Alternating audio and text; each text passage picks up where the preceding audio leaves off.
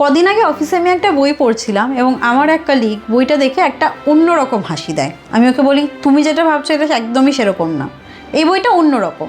আমাকে বলে, কি নিয়ে লেখা? আর এই কী নিয়ে লেখা এর উত্তর দিতে গিয়েই আমি থেমে যাই, কেমন যেন এলোমেলো হয়ে যায় আমার শব্দগুলো। আর ঠিক সেই মুহূর্তে মনে হয় যে মেয়েটা গত 6 বছর ধরে বই নিয়ে কথা বলে তার এরকম কেন হলো। আর তারপরেই আমি উত্তর পাই।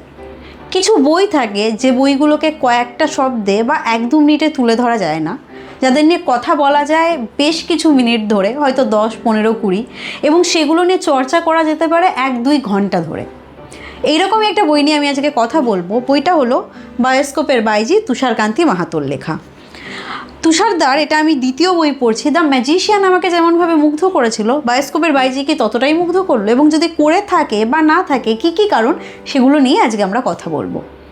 বায়োস্কোপের বাইজি মূলত ঝিলম নামের একটা মেয়ের, ঝিলম রায় যে একজন অভিনেত্রী, তার জীবন নিয়ে লেখা একটা গল্প।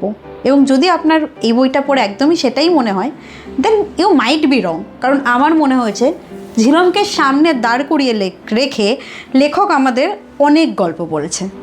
তিনি ঝিলমকে এই কারণে রেখেছেন, কোনো উপন্যাস লিখতে গেলে একটা ক্যারেক্টারের দরকার হয়, ঝিলম একদমই সেই ক্যারেক্টারটা।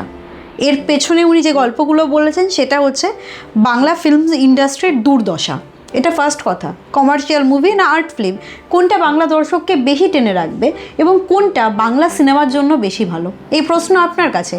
লেখক এই লেখা যখন লিখছেন তখন কোনো কনক্লুশনে পৌঁছাচ্ছেন না, তিনি শুধু প্রশ্ন করছেন, এবং সেই প্রশ্নের উত্তর আপনাকেই খুঁজে নিতে হবে একজন পাঠক হিসাবে। সেকেন্ড ওয়ান, সেটা হচ্ছে বাংলা ফিল্ম ইন্ডাস্ট্রিতে চলা রাজনীতি নিয়ে। যেখানে 5 জন লোক দরকার, সেখানে 20 জন যখন নিতে হচ্ছে, তখন প্রযোজক বা পরিচালক কোয়ালিটির সঙ্গে কতটা কম্প্রোমাইজ করছেন।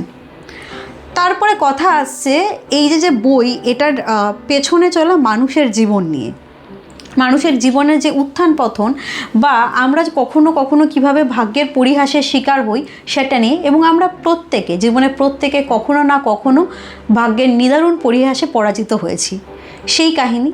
আবার যখন আপনি এই জীবন, প্রেম, ব্যর্থতা, সফলতা নিয়ে বেশ বোরডাম চলে আসবে, বা আপনার মনে হবে আপনি একটা সামাজিক জীবন পড়ছেন, তখন লেখক তুষারকান্তি মাহাতো একটা দারুণ কাজ করেন, যেটা উনি ম্যাজিশিয়ানেও করেছিলেন। উনি সমস্ত কিছু থেকে আপনাকে দূরে নিয়ে চলে যায়।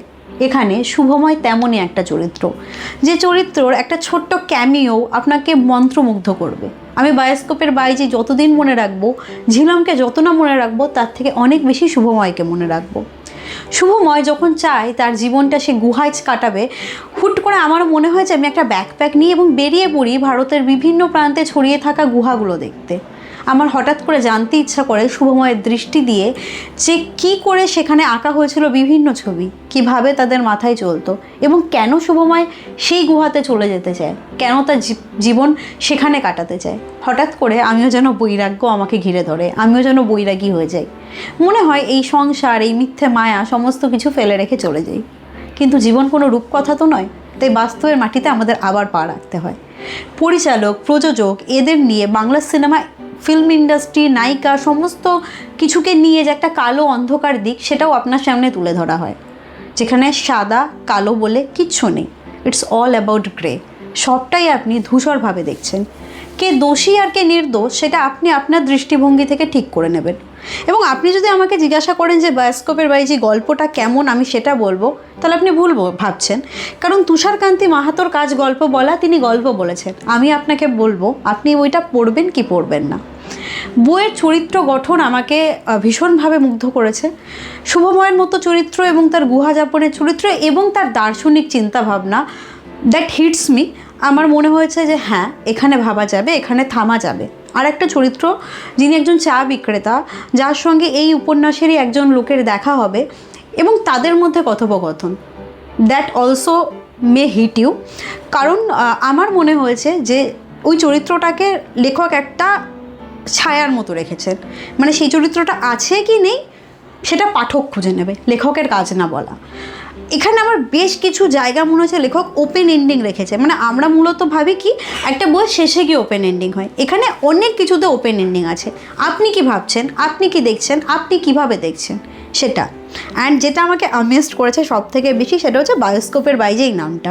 আপনি ভাবতেই পারেন যেহেতু ঝিলম সিনেমার সঙ্গে যুক্ত অভিনেত্রী, একজন ভীষণ নাম করা অভিনেত্রী, তাই জন্য এই বইয়ের নাম বায়োস্কোপের বাইজি। তাহলে আপনি ভুল ভাবছেন, আমার মনে হচ্ছে, এবং আমিও এখানে ভুল হতে পারি, কারণ আমার তো লেখকের সঙ্গে এই নামটা নিয়ে কোনো কথা হয়নি।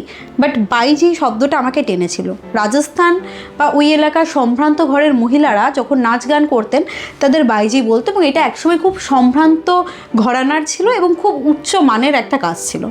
এবং সময়ের সাথে সাথে সেটা খুব ডিগ্রেড করে এবং বাংলায় বাইজি কথাটা খুব বাজে একটা নামে প্রচলিত হয়ে যায়, যার কোনো সংসার নেই বা সেইভাবে আমরা ভাবতে পারি।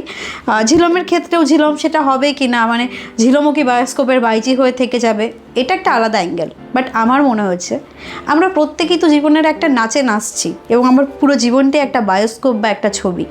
তো এখানে আমরা প্রত্যেকে বায়োস্কোপের বাইজি। আপনি, আমি, সবাই কারোর একটা অঙ্গুলি হেলনে, সেটা আপনি যে নামেই ডাকুন না কেন, প্রকৃতি, ভগবান, তার একটা স্ক্রিপ্টে অভিনয় করছি। তো সেই স্ক্রিপ্টের এই বায়োস্কোপের বাইজি অ্যাকচুয়ালি ঝিলম রায় একা নয়, মৃন্ময়ী রায়, এবং যে আপনি দেখছেন তাইও। এটা আমার মনে হয়েছে এই বইটা পড়ে, এই নামটা দেখে।